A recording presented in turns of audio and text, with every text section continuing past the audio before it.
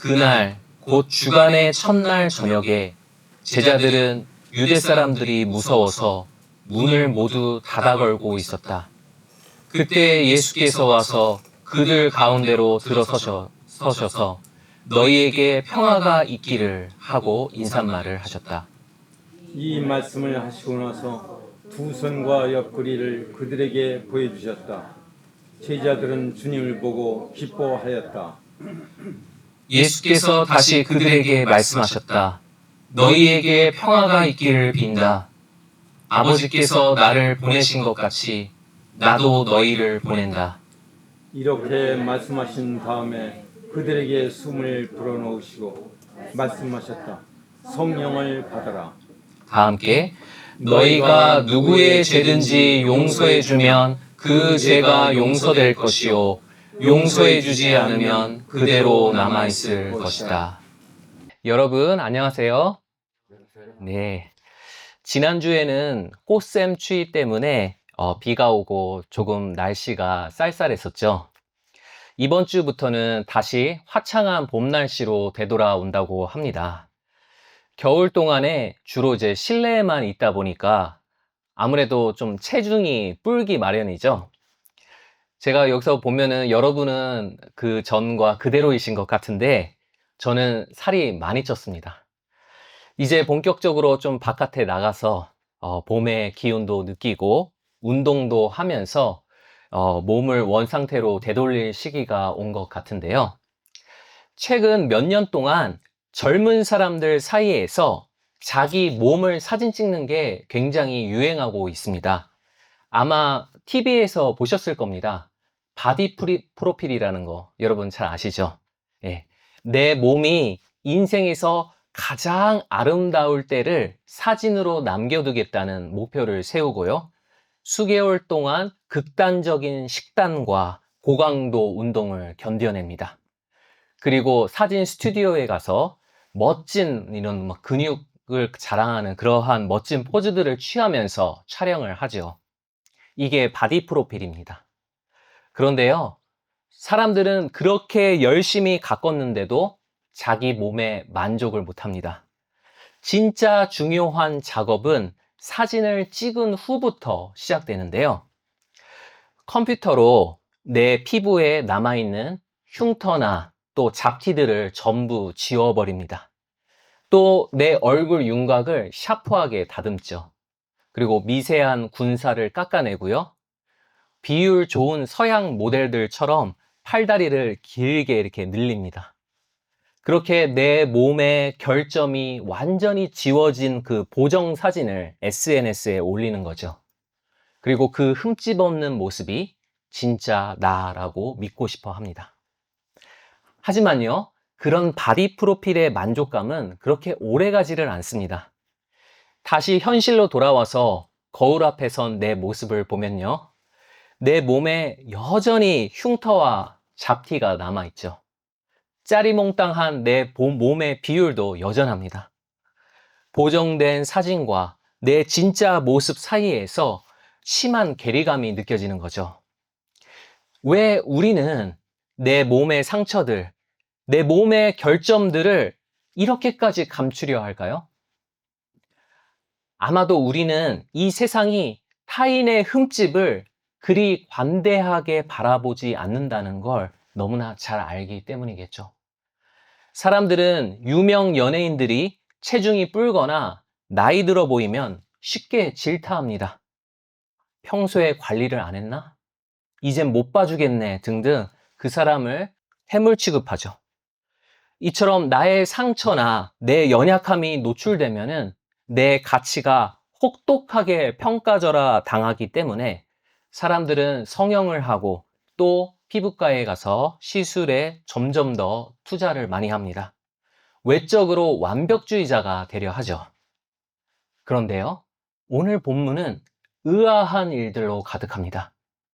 여러분, 부활은 도대체 어떤 사건입니까? 죽음의 권세를 산산조각 낸 가장 영광스러운 순간입니다. 부활이란 모든 게 회복되어서 조금의 흠집도 없는 가장 완벽한 상태여야 마땅하겠죠. 그런데 여러분 오늘 성경 본문을 보면 좀 장면이 이상하죠. 예수님은 부활하시고 제자들 앞에 나타나시더니 다시 살아난 자기 몸을 보여주셨습니다. 그런데 그 몸이 어떻죠? 완벽해 보이나요? 예수님 몸? 아니죠. 십자가의 흉터가 고스란히 남아 있습니다. 두 손에는 못이 박혔던 바로 그 자리가 선명하게 패여 있고요. 옆구리에는 창에 찔린 상처가 여전히 벌어져 있죠. 예수님이 보여주신 당신의 바디 프로필은 우리의 것과 너무나 다릅니다. 부활하신 예수님은 가장 영광스러운 몸을 입으셔야 하는데 모든 흉터를 깨끗하게 지우셔야 하는데 왜 하나님 아버지는 전능하시다면서 하나뿐인 아들 예수의 몸에 그 흉측한 상처를 그대로 남겨두신 걸까요?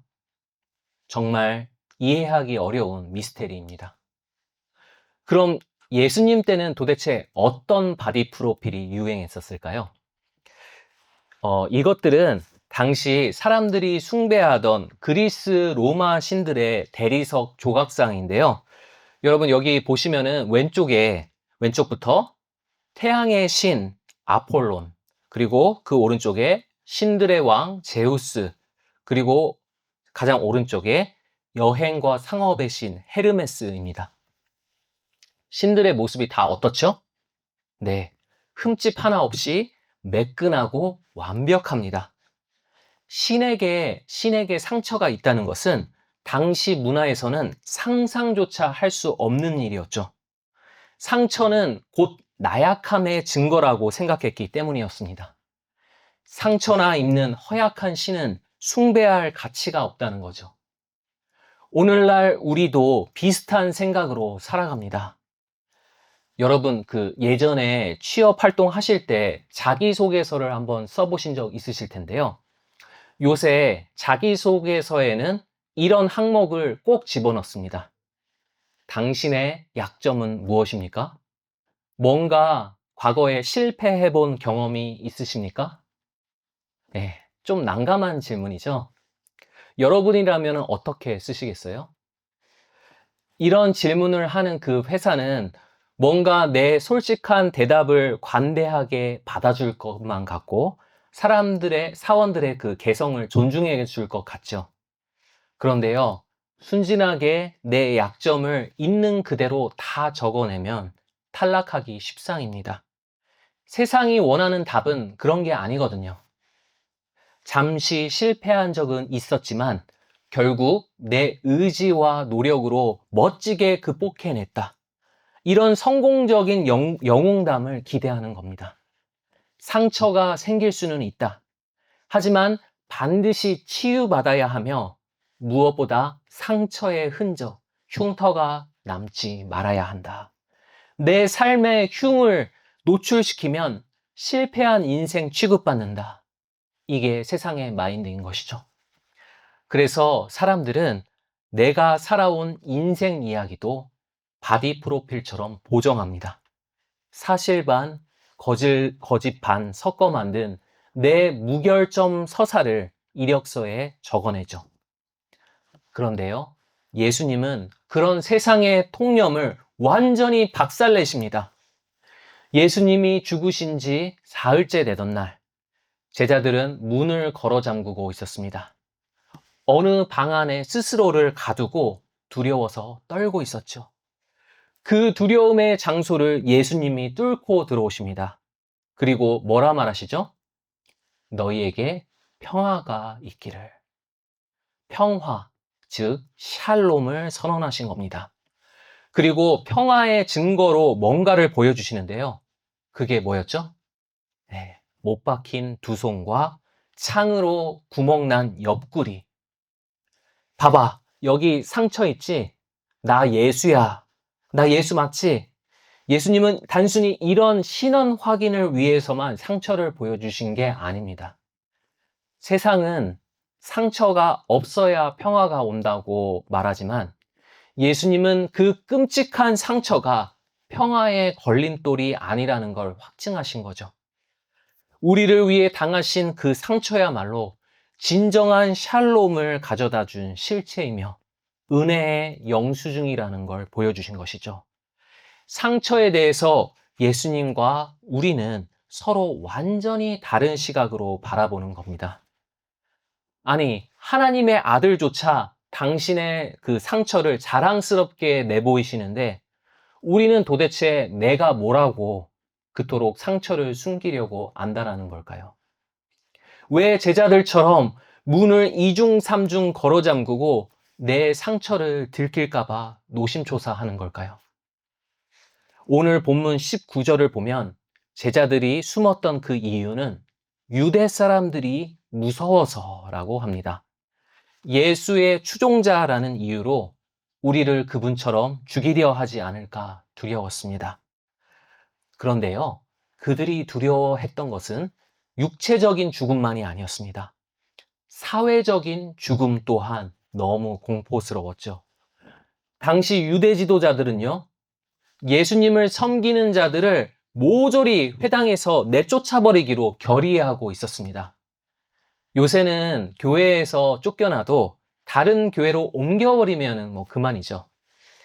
그런데 당시 유대 사회에서 회당이라는 것은요, 종교적인 공동체일 뿐만이 아니라 내 가족, 내 이웃, 심지어 내 경제적인 돈줄까지 다 연결되어 있는 가장 중심적인 공동체였습니다.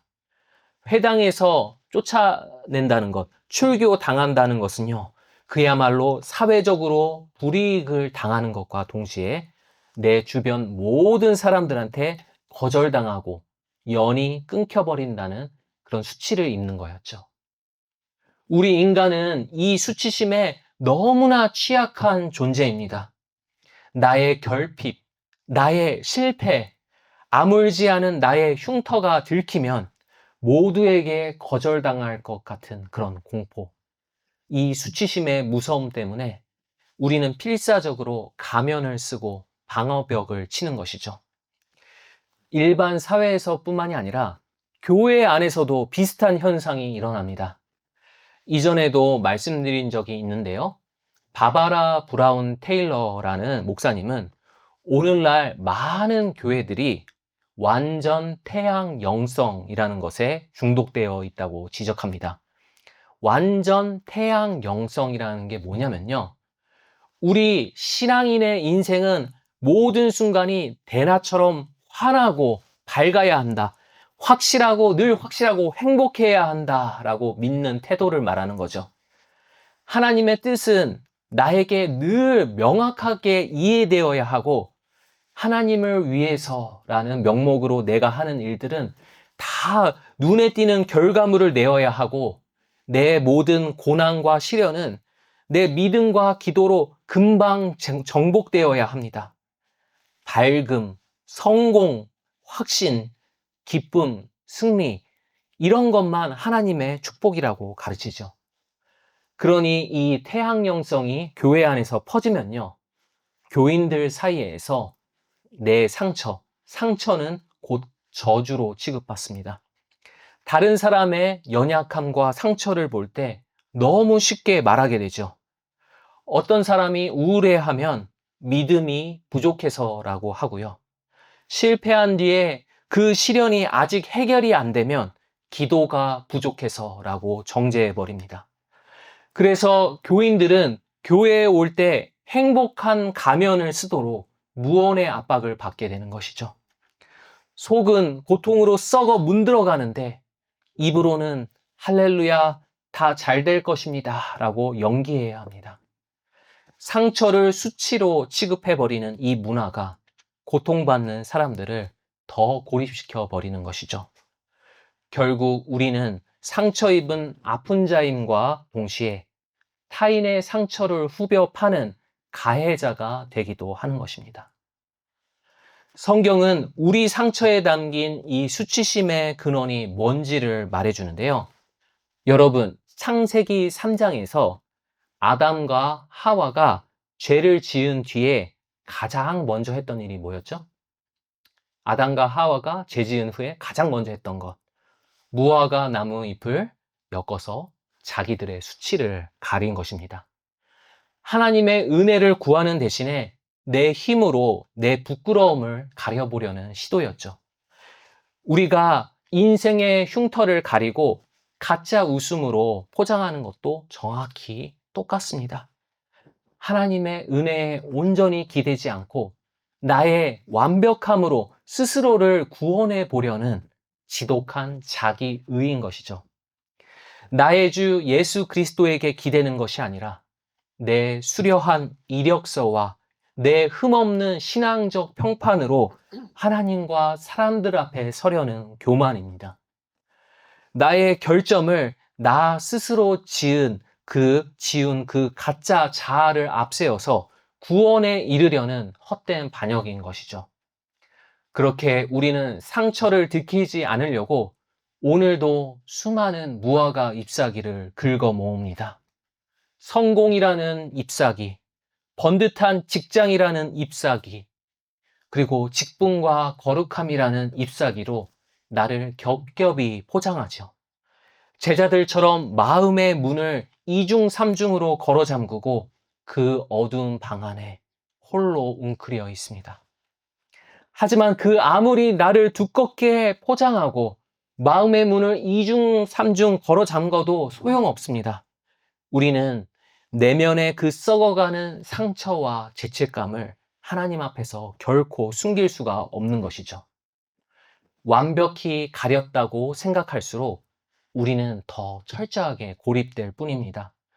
스스로 상처를 치유할 능력도, 이 닫힌 방에서 스스로 걸어나갈 힘도 없는 완벽한 무능력, 우리는 지금 이 캄캄하고 차가운 현실 속에 갇혀 있는 것이죠. 그런데요, 우리가 갇혀 있는 그 고립의 방 한가운데로 누군가가 들어오십니다. 완벽하게 문을 걸어 잠궜다고 생각했는데 우리가 쳐놓은 그 두꺼운 방어막을 누군가가 통과하시죠. 바로 부활하신 예수님이십니다. 그분은 제자들의 배신을 전혀 꾸짖지 않으셨습니다. 대신에 너희에게 평화가 있기를, 샬롬이 있기를 말씀하시면서 당신의 손과 이 옆구리를 가만히 보여주시죠. 그러자 그 상처가 제자들 마음속의 두려움을 다 몰아내버립니다. 그리고 그 마음이 뭘로 가득 찼죠? 두려움 대신 기쁨. 네, 그 상처가 기쁨이 됩니다. 여러분, 예수님이 선포하신 그 평화, 샬롬의 진짜 의미는 뭘까요? 많은 그리스도인들이 샬롬을 상처가 없는 상태, 상처의 부재라고 오해합니다. 내가 고난을 겪기 전에 아무 일도 없었던 그 무결점의 상태로 되돌아가는 게 평화라고 생각하죠. 하지만 우리가 잘 알고 있는 이 이사야서 53장 5절은 이렇게 말합니다. 그 다음 보여주시겠어요? 네, 다 함께 읽겠습니다. 그가 찔린 것은 우리의 허물 때문이고 그가 상처를 받은 것은 우리의 악함 때문이다. 그가 징계를 받음으로써 우리가 평화를 누리고 그가 매를 맞음으로써 우리의 병이 나았다. 네, 예수님이 주시는 평화는 상처의 부재가 아니라 상처의 회복, 상처의 갱신입니다. 성경이 말하는 회복은 상처 자국이 지워지는 게 아닙니다. 상처를 품고도 온전해지는 상처 입은 온전함이 진정한 회복인 것이죠. 그래서 하나님은 예수님의 부활한 몸에 흉터를 남기신 겁니다. 독일 이 나치의 감옥에서 순교하셨던 본 회퍼 목사님은 감옥에 갇혀 계실 때 이런 글을 쓰셨습니다. 오직 고난받는 신만이 우리를 도울 수 있다. 오직 고난받는 신만이 우리를 도울 수 있다. 우리는 지금까지 신이 전능하고 무결점 상태여야만 우리를 구원할 수 있다고 믿었습니다. 하지만 아까 우리가 사진으로 봤었던 그 그리스 로마의 신들, 몸에 흠집 하나 없는 매끈한 대리석의 신들은 우리의 상처와 아픔을 모릅니다. 그러니 우리가 겪는 그 고통 속으로 들어올 수가 없죠. 하지만 예수님은 당신의 그 상처들을 통해서 우리의 가장 깊은 고통 그 한가운데로 뚫고 들어오십니다. 당신도 찢겨지고 아파 보셨기 때문에 우리의 마음을 아시고 안아주시는 것이죠. 인간의 곁에서 그 고통을 자신의 것으로 끌어안을 수 있는 신만이 우리를 위해서 죽으실 수 있는 겁니다. 여러분, 이 화면을 보시면요. 이것은 로마에서 발견된 2세기경의 벽화인데요. 왼쪽 사진이 벽화고 오른쪽은 좀 더 이렇게 선명하게 한 것입니다. 십자가형을 그린 현존하는 작품 중에서 세상에서 가장 오래된 것입니다. 그런데 십자가에 웬 당나귀 얼굴을 하고 있는 사람이 매달려 있죠. 저게 누구겠어요? 네, 예수님. 당시 십자가형은 극악무도한 범죄자, 정치범에게나 내려지는 가장 수치스러운 형벌이었습니다. 그런 십자가에 달린 신을 믿는다는 것은 당나귀를 숭배하는 것만큼이나 어리석고 수치스러운 일이라고 조롱하기 위해서 그린 작품이죠. 그 정도로 수치스러운 일을 우리 예수님이 당하셨습니다. 당신의 십자가 상처로 우리 죄인이 당해야 할 모든 수치를 당신이 대신 흡수하고 돌아가신 것이죠. 나를 대신하신 그분의 이 십자가 상처가 있기 때문에 우린 더 이상 수치를 두려워할 필요가 없는 것입니다. 그리고 예수님은 죽으실 때만 상처를 품으신 것이 아니라 부활하실 때도 그 몸에 상처를 품고 계셨죠. 십자가의 흉터를 안고도 부활의 영광에 이르신 예수님이 계시기 때문에 우리 또한 내 몸과 마음의 상처를 안고도 이 험한 땅에서 희망의 삶을 살아갈 수 있는 것입니다. 흉터의 주 예수 안에서 내 상처의 의미는 이제 완전히 바뀌어 버렸습니다. 상처는 더 이상 지워야 할 수치의 흔적이 아니요. 오히려 하나님의 은혜가 내 안에 머무는 거룩하고 감사한 자리인 것이죠. 이렇게 내 상처의 정의가 수치가 아니라 희망으로 바뀔 때 우리는 내가 완벽해져야 다른 사람들에게 받아들여질 수 있다는 강박에서 벗어날 수 있습니다. 예수님께서 당신의 상처를 통해서 제자들과 더 깊게 연합하셨듯이 우리도 복음 안에서 나의 이 찢어진 상처를 함께 나누면서 나처럼 고통받는 사람들과 더 깊이 연결될 수 있는 것이죠. 저는 그런 사람들 중에 한 분이 영국의 찰스 스펄전 목사님이라고 생각합니다. 스펄전 목사님한테는 수식어 하나가 항상 따라다니는데요. 여러분 들어보신 적 있으세요? 설교의 황태자. 예. 몇백 년 전 설교인데도 요즘 스펄전 목사님 설교를 읽어도 마음이 울리죠. 목사님은 워낙에 명쾌하고 담대한 문장을 쓰셔서 그분의 성격도 아마 강하고 흔들림 없었을 것 같은데요. 그런데 실제로는 정반대였습니다. 목사님의 타고난 이 기질 자체가 굉장히 감수성이 예민했었고요. 우울질 성향이었습니다. 게다가 그 통풍이 굉장히 심했었는데요. 요즘 치료받아도 통풍이 괴로운데 100 몇십 년 전에는 어땠겠어요? 이미 30대부터 발이 퉁퉁 부어서 제대로 걷지를 못했고요. 강단에 서서 설교하는 내내 발바닥을 그 칼로 찌르는 듯한 통증을 참아야 했습니다. 게다가 그분의 설교가 워낙에 사랑받으니까 주변에서 시기 질투가 엄청났었죠. 그래서 수십 년간 목회하는 내내 심한 우울증에 시달렸습니다. 강단에서는 아주 당당한 모습으로 설교를 해도 예배가 끝나고 교인들이 전부 돌아가고 나면은 방 안에 혼자 틀어박혀서 엉엉 울었었죠. 제 주변에도 우울증으로 힘들어 하시는 목사님들, 사모님들이 정말 많으신데요. 목회자들은 뭔가 특별히 멘탈이 강할 것 같지만은 받은 소명만 특별할 뿐이고요. 여러분과 똑같이 연약한 인간입니다. 하지만 그런 연약함을 속으로 삭히는 경우가 많죠. 뭔가 목회자로서 결격되어 보일까봐, 사람들의 기대에 어긋날까봐. 그래서 목회자한테는 솔직히 오픈하는 게 여간 어려운 게 아닙니다. 스펄전 목사님 때의 영국은 그런 게 더더욱 어려운 사회였습니다. 늘 강인하고 절제하면서 품위를 지키는 게 미덕이었죠. 그런데요, 목사님은 설교 중에 자신의 아픔과 정신적인 고통을 가감없이 드러냈습니다. 내가 이미 극복한 상처는 간증하는 게 어렵지가 않죠. 하지만 지금도 계속되고 있는 상처를 목사가 수만 명의 회중 앞에서 나눈다는 것은 요새도 드물지만 당시에는 정말 엄청난 파격이었습니다.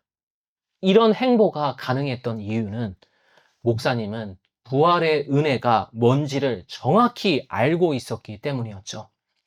부활하신 그리스도는 아무 문제 없는 강인한 자리에만 임하시는 것이 아니요, 우리의 상처 한복판에 임하셔서 약함이 더 이상 절망의 자리가 아니라 하나님의 강함이 더 두드러지게 역사하는 희망의 자리가 되게 하시는 것입니다. 목사님은 상처 따위는 다 초월했다는 입장으로 말씀을 전한 것이 아니라 나처럼 상처 입은 한 사람으로서 전했기 때문에 시대를 뛰어넘어서 그의 메시지를 듣는 수많은 사람들이 더 깊이 위로받고 더 많이 회심한 것이죠. 헨리 나우에는 이런 사람을 상처 입은 치유자라고 불렀습니다. 뭐라고요? 상처 입은 치유자. 예. 세상의 의사들은 하얀 가운을 입죠. 여러분, 의사는 하얀 가운을 입습니다. 흠집 하나 없는 빳빳하고 새하얀 가운을 입고 환자 앞에 섭니다. 의사 자신은 아프지 않고 병균과 상관없는 완벽한 존재라는 걸 드러내죠. 치유자와 환자 사이에 선을 긋습니다. 하지만 하나님의 방식은 다릅니다. 아담과 하와가 내 수치를 가리려고 무화과 나뭇잎을 엮어 입었을 때 하나님은 그런 그들을 긍휼히 여기셨죠. 그리고 하나님이 그들에게 뭘 해주셨습니까? 네, 한 가축을 희생시켜서 그 가죽으로 그들에게 옷을 만들어 입혀주셨습니다. 인간의 수치를 덮어주기 위해서 상처받았던 그 가축은 바로 상처 입은 치유자 예수님을 예표하는 것이었죠. 예수님은 하얀 가운 대신에 피범벅이 된 육신을 입으셨습니다. 저 높은 하늘에서 우리에게 처방전만 내려보내신 게 아니라 상처 입은 몸을 이끌고 우리가 숨어있던 그 방 안으로 들어오셨습니다. 그리고 못 박힌 그 거친 손으로 친히 다가오셔서 우리의 죄로 상처난 그 영혼을 어루만지십니다. 우리의 골마 터진 그 상처를 꿰매시며 너는 이미 다 용서받았다 말씀해 주시죠. 이것이 바로 그리스도의 몸된 교회에게 주신 참된 복음인 것입니다. 교회는 서로의 완벽함을 전시하는 흠집 없는 미술관이 되어서는 안 됩니다. 오히려 우리는 서로의 약함을 고백하고 서로의 흉터를 안아주는 야전 병원이 되어야 하는 것이죠. 나의 실패, 나의 우울, 나의 질병, 나의 가난, 그토록 감추기 급급했던 내 인생의 보정하기 전 이미지들이 이제는 다른 누군가를 살려내는 은혜의 표식으로서 그 의미가 완전히 뒤바뀌게 될 것입니다. 이것은 우리가 억지로 용기를 쥐어짜내거나 우리의 얄팍한 의지로 할 수 있는 것이 아닙니다. 예수께서는 제자들에게 성령을 불어넣으시며 그들을 상처 입은 치유자로 이 세상에 보내셨습니다. 그처럼 오늘 예수께서 우리 안에 부어주신 이 성령이 우리를 친히 상처 입은 치유자로 빚어가실 것입니다. 세상 피 흘리는 자들에게 우리의 흉터가 복음의 희망을 보여주는 은혜의 통로가 되게 하시고 그들이 예수 안에서 죄사함의 완벽한 그런 치유를 경험케 하실 것을 신뢰합니다.